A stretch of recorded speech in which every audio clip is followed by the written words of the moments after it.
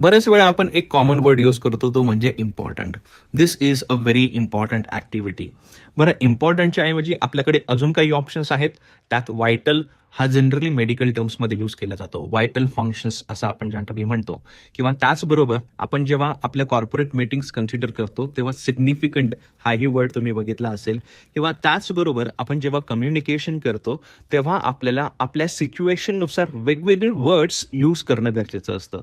आणि त्यातच तुम्हाला आपला इम्पॅक्ट क्रिएट होताना दिसतो. आणि म्हणून जेव्हाही तुम्ही एखादा जनरलाइज वर्ड यूज करतात तर त्याचे पॉसिबल वर्ड्स कुठले आहेत त्याच्यावर फोकस करा आणि त्यानुसार साधं सेंटेन्स जर तुम्ही म्हटलात की this is a vital symptom किंवा this is a significant symptom, this is an important symptom, तुम्हाला स्वतःला लक्षात येत असेल की तुम्ही जर या तीनही गोष्टींकडे गेलात तर कुठला वर्ड त्या सिच्युएशनमध्ये जास्त युजफुल आहे.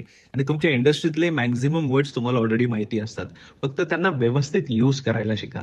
हा रील आवडल्यास तुमच्या फ्रेंड्स आणि फॅमिली मेंबर्स सोबत सुद्धा शेअर करा आणि महत्वाची गोष्ट सेव्ह करून मला फॉलो नक्की करा.